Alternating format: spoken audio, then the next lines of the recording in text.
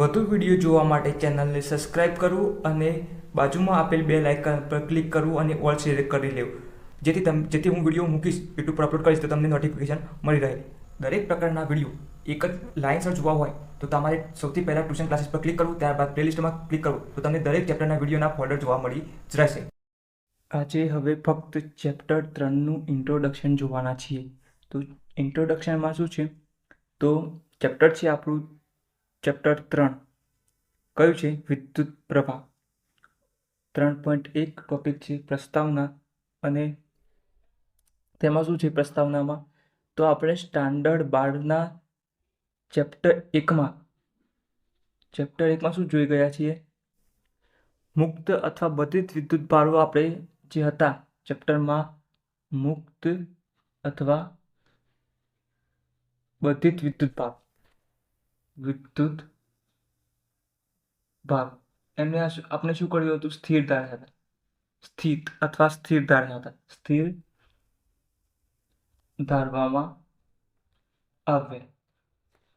આવ્યા હતા. હવે આ જો સ્થિર વિદ્યુત ભાર આપણે ખાલી ફક્ત ચેપ્ટર 1માં જ, આપણું ચેપ્ટર 3 છે તેમાં આપણે શું કર્યું? ગતિમાન વિદ્યુત ભાર. અહીંયા ગતિમાન વિદ્યુત ભાર શું કરે? અગર સ્થિર હતા તો અહીંયા એક જ જગ્યાએ સ્થિર હોય. હવે જ્યારે ગતિ કરે વિદ્યુત ભાર, ગતિમાન વિદ્યુત ભાર શું કરે? વિદ્યુત પ્રવાહ રચે. તો ગતિમાન વિદ્યુત ભાર શું કરે છે? વિદ્યુત પ્રવાહ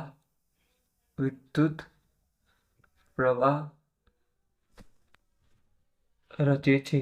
વિદ્યુત પ્રવાહ રચે છે. તો હવે આ જે ચેપ્ટર છે આપણું નામ શું છે ચેપ્ટરનું? વિદ્યુત પ્રવાહ. તો ગતિમાન વિદ્યુત પ્રવાહ શું કરે? વિદ્યુત પ્રવાહ રચે. તો વિદ્યુત પ્રવાહ પર આપણે ચેપ્ટરમાં જોવાના છીએ. હવે કુદરતી રીતે ઘણી પરિસ્થિતિમાં રચાય છે વિદ્યુત પ્રવાહ, કુદરતી ઘટનાઓમાં પણ. તો કુદરતી ઘટનાઓ કઈ કઈ છે? એક કુદરતી ઘટના, એના અંદર છે વીજળી. વીજળીમાં પણ વિદ્યુત પ્રવાહ રચાય છે. તો વીજળીમાં વિદ્યુત ભાર કઈ રીતે કામ કરે છે? તો વીજળીમાં વિદ્યુત ભાર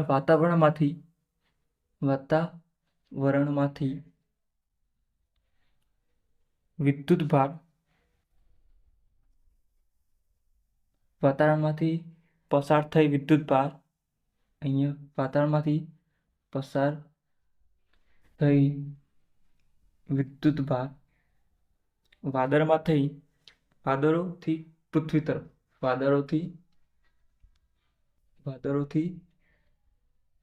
પૃથ્વી તરફ વહે છે. તો વિદ્યુત ભાર વીજળીમાં કઈ રીતે થાય છે?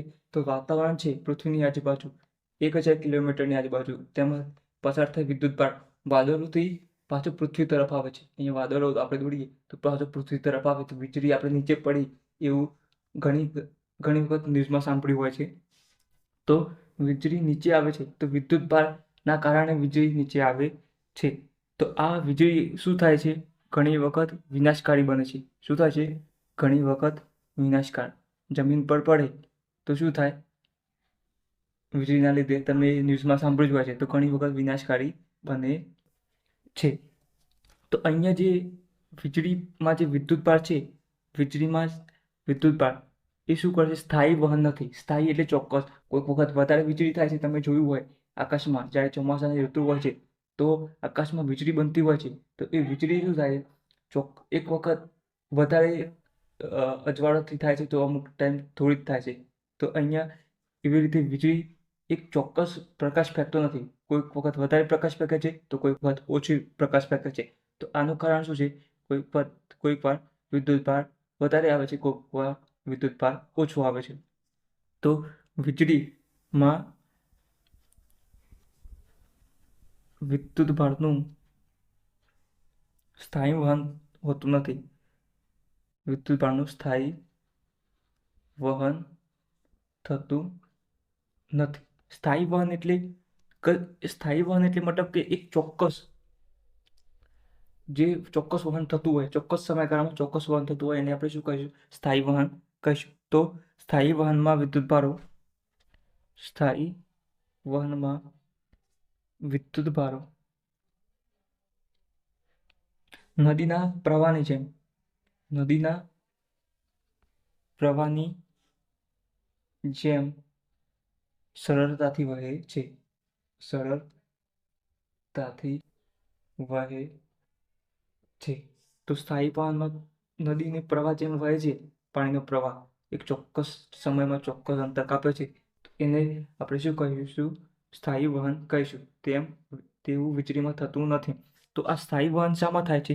તો આનું એક એક્ઝામ્પલ આપું તો ટોર્ચ તમે જે લાઇટ આવી રીતે જોઈ જશે. આ રીતના લાઇટ હોય છે. આ રીતના લાઇટ ટોર્ચ. તો એ ટોર્ચના અંદર જે પાવર લગાવેલો હોય છે તેમાં વિદ્યુત ભાર હોય છે. વિદ્યુત ભારનું વહન થાય તો લાઇટ ચાલુ થાય છે. તો એ લાઇટ છે એ ચોક્કસ એક ડીસી પ્રવાહ હોય છે. પાવરમાં શું હોય છે? ડીસી પ્રવાહ હોય છે. તો ચોક્કસ સમયમાં ચોક્કસ વિદ્યુત ભાર જ પસાર થવા દે તો ચોક્કસ લાઇટ જ જોવા મળે છે. તો એમાં એક ટોર્ચ ઉદાહરણ છે. અને બીજું સેલથી ચાલતી ઘડિયાળ. બીજું ઉદાહરણ છે સેલથી ચાલતી ઘડિયાળ. તો એમાં પણ તમે જોયું હશે તો આપણે ઘડિયાળ જોયું હોય છે આ રીતના. તો અંદર સેકન્ડ કાંટો ચોક્કસ સમયમાં ચોક્કસ અંતર જ કાપતું હોય છે. જોયું છે ને? એક સેકન્ડમાં એક જે અંદર આપેલો હોય છે બે એરા વચ્ચેનું અંતર. માની લો કે બે એરા છે તો અહીંયા એક સેકન્ડ કાંટો છે તો કમ્પ્લીટ એક જ તરફ ખસે. તેવી રીતે મિનિટ કાંટો પર, કલાક કાંટો પણ જેટલો ખસતો હોય એટલો જ કમ્પ્લીટ સમયમાં ખસે છે. તો એ શાના કારણે? અંદર એક સેલ હોય છે. તો સેલમાં શું હોય છે? એક ચોક્કસ પ્રવાહ વહેતો હોય છે ચોક્કસ સમયગાળામાં. તો અહીંયા સ્થાયી વહનમાં ઉદાહરણો છે. જે પણ બેટરીથી સેલથી ચાલતા હોય એને આપણે શું કહીશું? સ્થાયી વહન કહીશું. ત્યાર પછી વિદ્યુત પ્રવાહના બે પ્રકાર છે.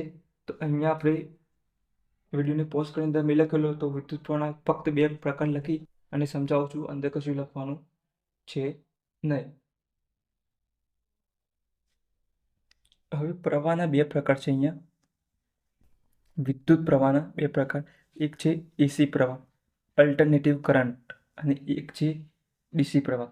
ડીસી પ્રવાહની આપણે હાલ વાત કરી કે ડાયરેક્ટ કરંટ આવે છે, બેટરીમાંથી આવતો હોય છે. સીધો શેમાંથી આવતો હોય છે? બેટરીમાંથી વિદ્યુત પ્રવાહ આવતો હોય છે. તો એને શું કહેવાય? ડીસી ડાયરેક્ટ પ્રવાહ, બેટરીમાંથી સીધો આવતો હોય. પણ અહીંયા એસી પ્રવાહ, તો એસી પ્રવાહ અલ્ટરનેટિવ કરંટ એટલી અંદર ધન વિદ્યુત ભાર જેટલો હોય એટલું ઋણ પણ બને કરંટ. તો અહીંયા તમે ગ્રાફ આ રીતના જોવા મળે છે. તો અહીંયા એક વખત માની લો કે અહીંયાથી ધન થયો તો એક વખત ઋણ પણ થાય. અલ્ટરનેટિવ કરંટ એટલે એક વખત ધન એક વખત ઋણ બને. તો આ ધન થયું ઋણ બને, ઋણ બને ધન થયું, ધન થયું ઋણ થયું. આ રીતના ગ્રાફ ચાલતો જ રહે છે. તો આવું એસી કરંટમાં ચાલે છે.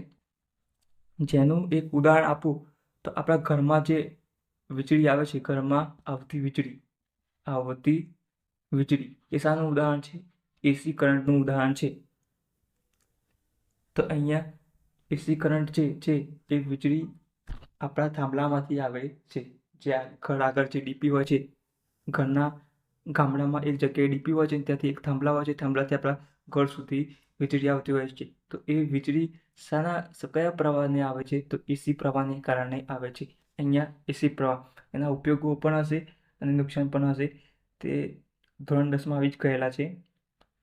તો અહીંયા તો એસી કરંટને શું કહેવાય છે? એક વખત ધન અને એક વખત ઋણ બને છે. ત્યારે ડીસીમાં એવું બનતું નથી. જે ચોક્કસ વિદ્યુત પ્રવાહ આવે છે એ ચોક્કસ સમયગાળામાં આવતો જ રહે છે. એમાં વધઘટ થતું નથી.